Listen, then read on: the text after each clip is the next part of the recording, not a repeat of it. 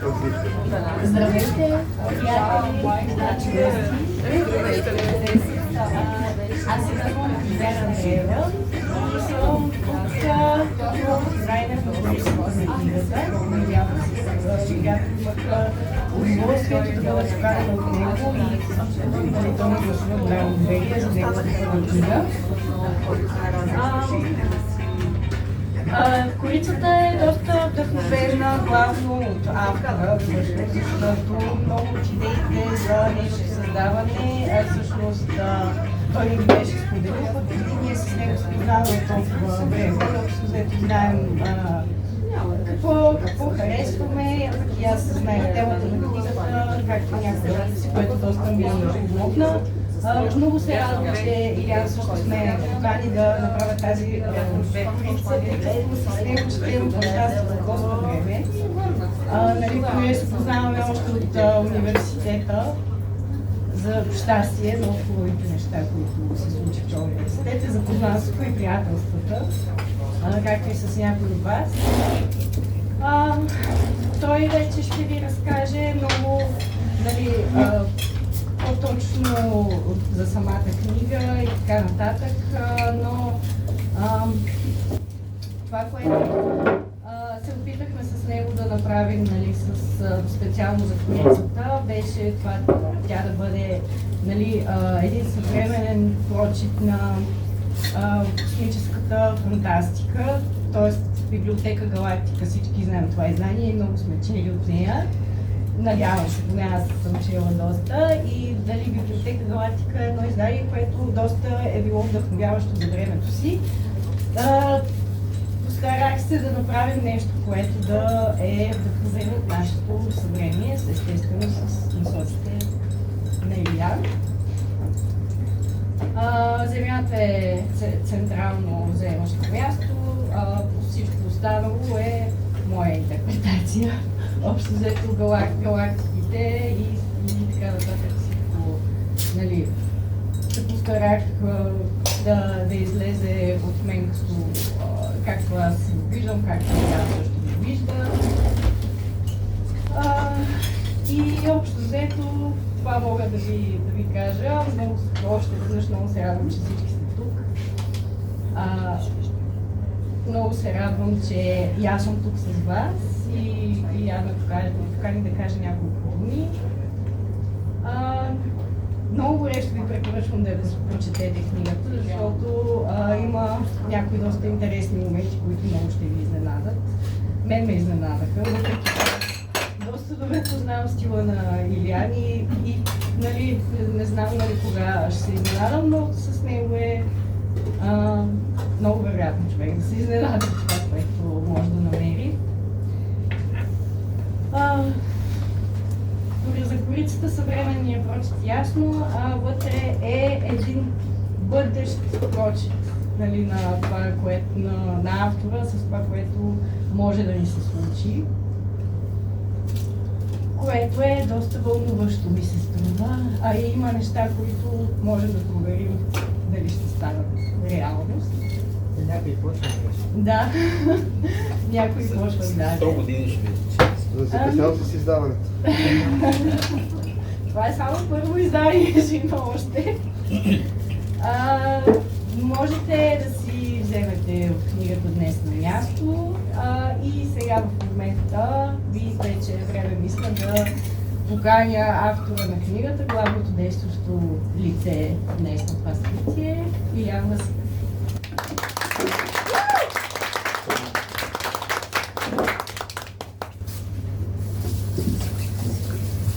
Добър вечер! Радвам се и аз да ви видя. Благодаря на Божидара за представянето и за корицата. Както стана ясно, някои от нещата вече започват да се сбъдват, но с тях малко по-късно.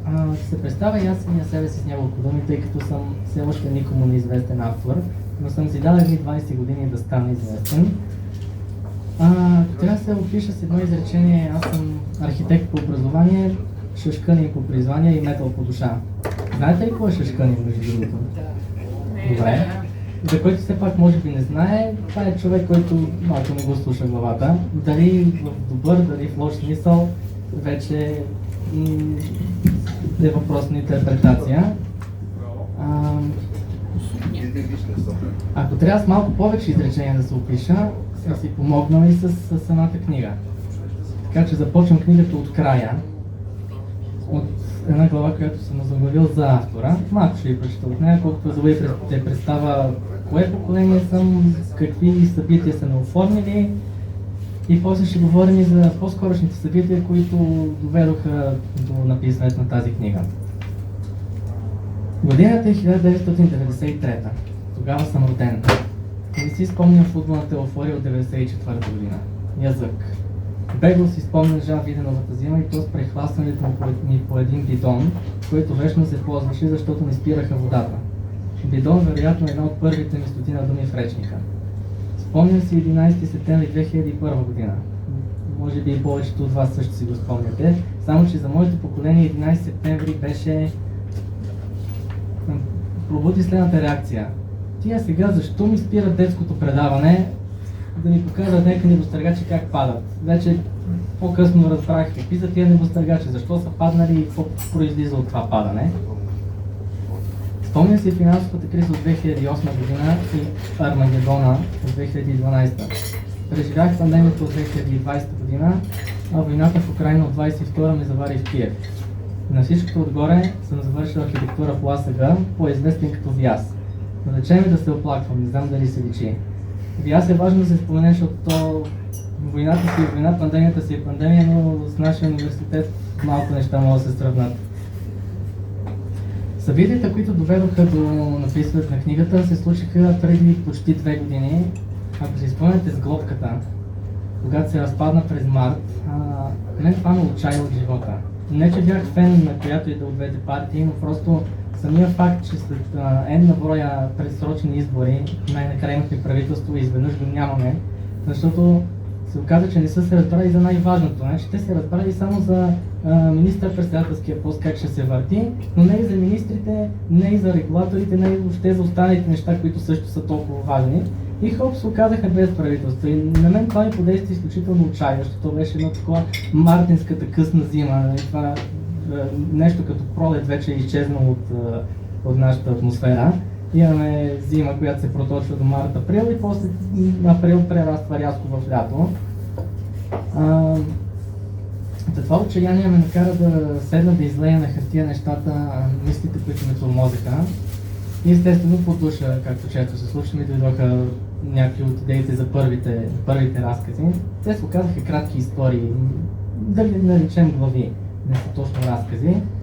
И първоначално не бяха изобщо свързани една с друга, но постепенно започнах да запълвам празнините между годините. И идеята от самото начало ми беше да си представя това бъдеще, което може и да не доживеем. Едно, защото в нашата политика, айде тя смет да я намажеш, че нямаме правителство, но тогава стана ясно, че Доналд Тръмп ще бъде кандидат на републиканците и че най-вероятно ще спечели. Войната в Украйна изобщо не вървеше добре, не се виждаше края, и все още не се вижда края. И аз си казвам, добре, в този свят ли ще живея, в този свят ли ще създавам семейство, ще имам деца, какво бъдеще ме чака? И тъй като не знаех какво бъдеще ме чака и чака ли ме изобщо, реших да го напиша и се успокоих, като излях всичко в годините, в които уж ще доживея и които със сигурност няма да доживея. Знам, че съм си го написал, то ако ще да става, ако ще да не става. И тъй като в фантастиката и на Азимов, най-вече на Хърбърт Уелс, на Уелс има тук не, на Олдъс Хъксли, те не задълбават толкова много в датите в годините. Споменават, може би, в кой век стават нещата, или бегло споменават някакви хилядолетия по тяхно следовреме, но винаги ми липсва някой да каже, 2300 година ще стане това, 2130 ще стане еди какво. И аз се наех с тази задача, с риск да стана за смях, може да се превърне и в пророк. Едно от двете. Това е фраза, която повтарям много пъти в книгата. Идеята ми е да усмивам крайностите, защото за всичко в живота имаме тенденцията да смятаме, че може или едната крайност, или другата крайност, никога по средата, а реално повечето хора сме между двете крайности. Малцинства са в в едната и в другата. Някакси това сме го прозабрали, че може решението на един проблем да бъде комбинация от и малко от крайност, но и малко от различни среди по спектъра между две крайности, което обаче изисква време, изисква усилия, изисква повече мисъл и може би затова и сме го позабрали, защото никой няма време да измисля тия сложни решения, но сега може би с изкуствен интелект, ако спрем да го питаме да ни генерира тъпи клипчета, може и да се сети някой да го направи това. Ще ви прочита отказ от една глава, която се казва Северен и Южен полюс. Действието се развива 40-те години на този век, но може би вече се сбъдват нещата. Годината е 2041. Арктическият лед е напълно разтопен, въпреки постигнатите цели по зелената сделка. И тук чуваме човешки представител едно, който разказва за това какво се случва с новините от неговото време. Според левите партии, това е защото твърде много сме се забавили и е трябвало да се поставим още по-амбициозни цели, а според десните партии разтопяването е независещо от хората природни циклични явления и успяло така или иначе да настъпи без значение от това какво прави. Едно от двете.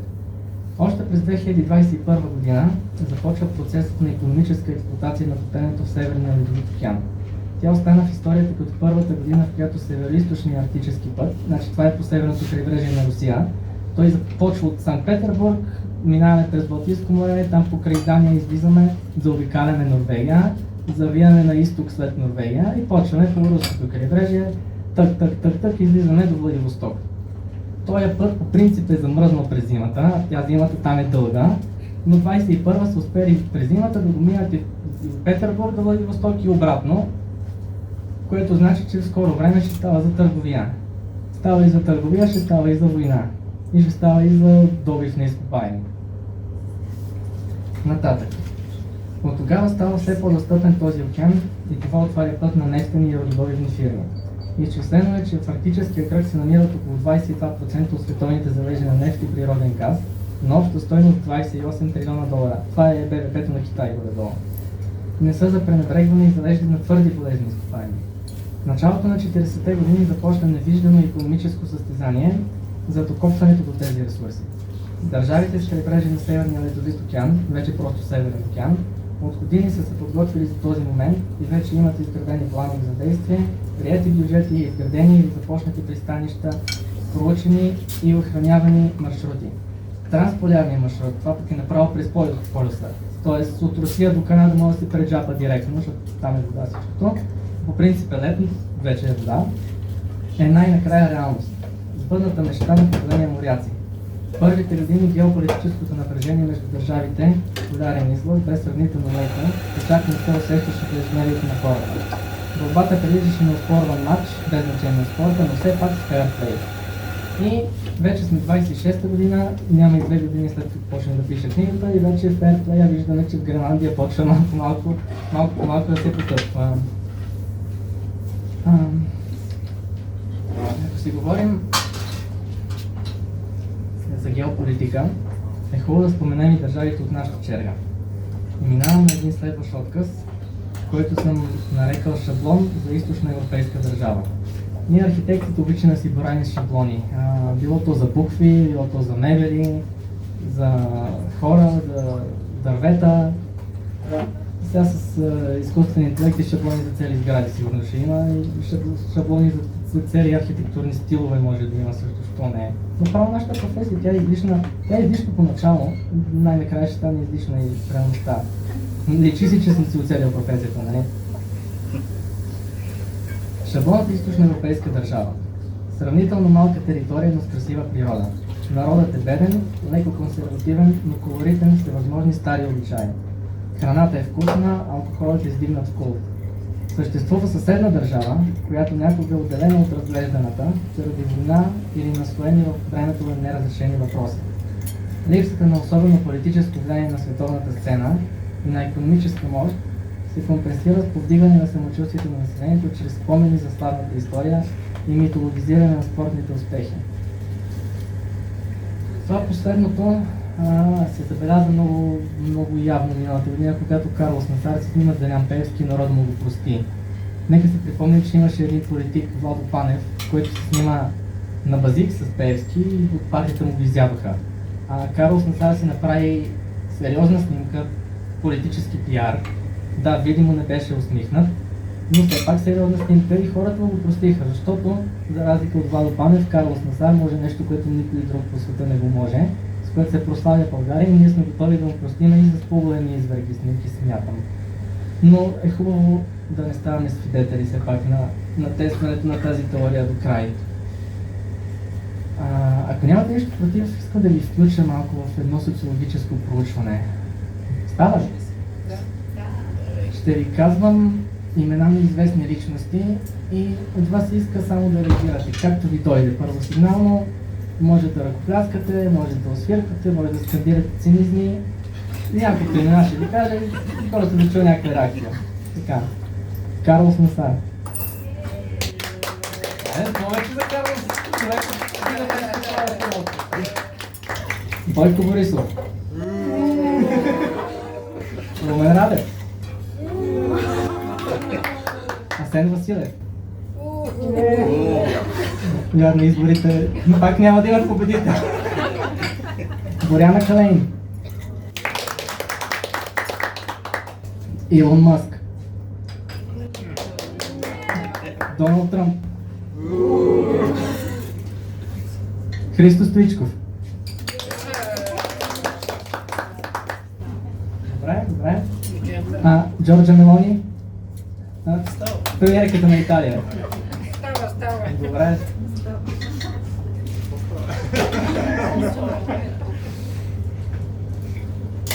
Вървим към края вече. За финал искам да ви прочета отказ от една глава, която съм нарекал дипломната работа на човечеството. Не става въпрос за сондите Voyager. Аз между другото съм се консултирал в написването на книгата с астроном, които съм тормозил въпроси, когато става въпрос за гравитация, за релативистично забавяне, за обем на сфера, за повърхностна сфера. Не, че ги няма тия формули, но за конкретни екзопланети ставаше въпрос колко се предполага според данните от измерванията им, че са по-големи от Земята, защото има и тия неща вътре. Така че смятам, че всяка една научна фантастика, а и моята съм се опитал да отговори на това изискване, трябва да е малко от малко точна в научната част. Не трябва да изпада в прекалено големи фантасмагории, защото тогава вече отива в жанра фентази, където има елфи, дракони, орки и всякакви други неща, докато в фантастиката, макар да развиваме до свръхвъображение някои научни теории, е хубаво поне да стъпим на някакви научни теории, които ги има. И на нещо, което физиката, която знаем, или го разрешава теоретически, или спекулира, че може би да се открие теорията в някакъв момент. Да, аз съм в това отношение дори съм доста здраво стъпил на Земята, не изпадам в някакви много развинтени неща, но връзката ни с космоса е олицетворена много добре от апаратите Voyager, които могат да се следят в реално време, между другото. На слайдите на НАСА има брояч, където могат да гледаме те с каква скорост се отдалечават от Земята и тази година се очаква да бъдат на един светлинен ден, едно денонощие. Значи 50 години те изминават едно денонощие. Умножете го това по 365, да видите колко ще трябва за една светлинна година. 6000 години, смятал съм го. Сега ще видите какво ви чака след това. Годината е 31977. Точно преди 30 хилядолетия излизат и двата апарата Voyager. В тяхното проектиране, построяване и изстрелване човечеството подхожда с ентусиазма и наивността на младеж. Разбира се, основната им мисия е изследване на планетите отвъд Марс, с което те се справят блестящо, но от изпълнението на тази мисия е изминало толкова много време, че тя вече е придобила второстепенно значение и Voyager 1 и Voyager 2 са се превърнали в символ на протегнатата ръка на хората към дълбините на космоса в едни времена, в които далеч не са били отдали за такова начинание. Но въпреки това са дръзнали да го предприемат. Посланието от гледна точка на съставителите му е следното. И тук вече това са думи на човечеството от 20 век. Ето ни анатомията, ето ни мястото в галактиката, звездната ни система, планетата ни. Вижте колко е красива. Ето какво можем, ето ни езиците, музиката, изобразителното изкуство. Ето ни математиката. Дано я разбирате и не ни се смеете много, ако ви се стори прекалено проста. Ние вярваме, че сте добри, затова ви разказваме всичко за себе си, макар самите ние помежду си да не подхождаме с такова голямо доверие. Очаква се, ако нищо лошо не се случи на апаратите Voyager, да напуснат облака на Оорт, смятан за външна граница на Слънчевата система, след около 30 000 години. Едва ли има извънземни дебнищи нещо да излезе от облака на Оорт. За съжаление, двете сонди не са насочени по посока на най-близката ни звезда. Не са насочени към никоя звезда изобщо, а са оставени да се реят по инерция след последното им прелитане покрай обекти в Слънчевата система.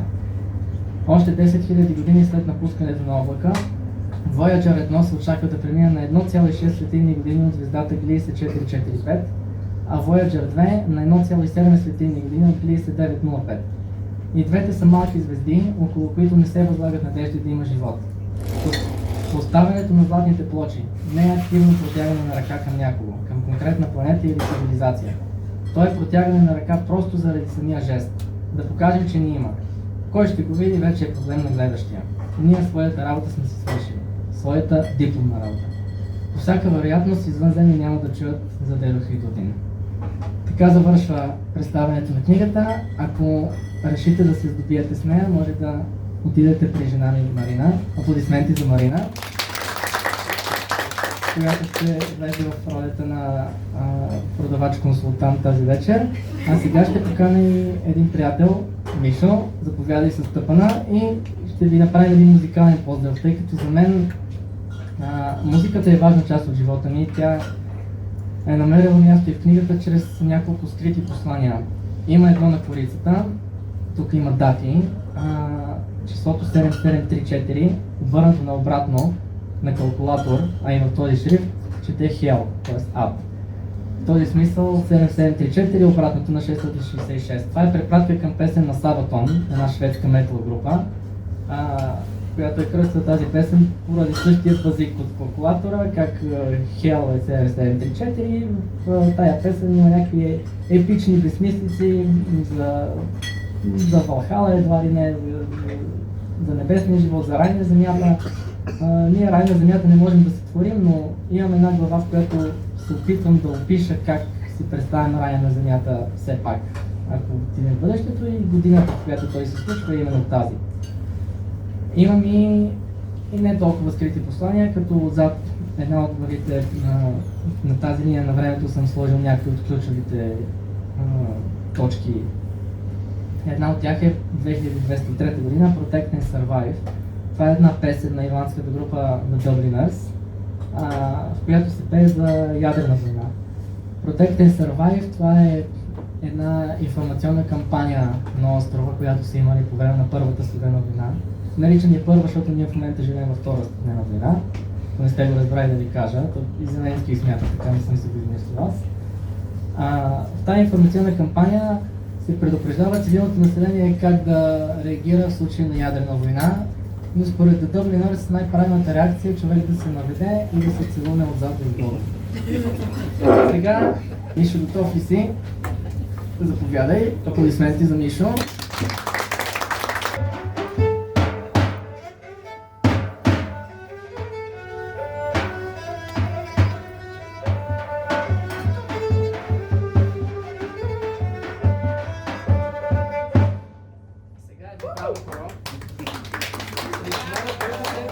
Който се чувства достатъчно уверен, може да завъртите едно леко право перо. То не е сложно, може някой да го поведе, ако се престраши, ако тренира народни танци. Давай, така.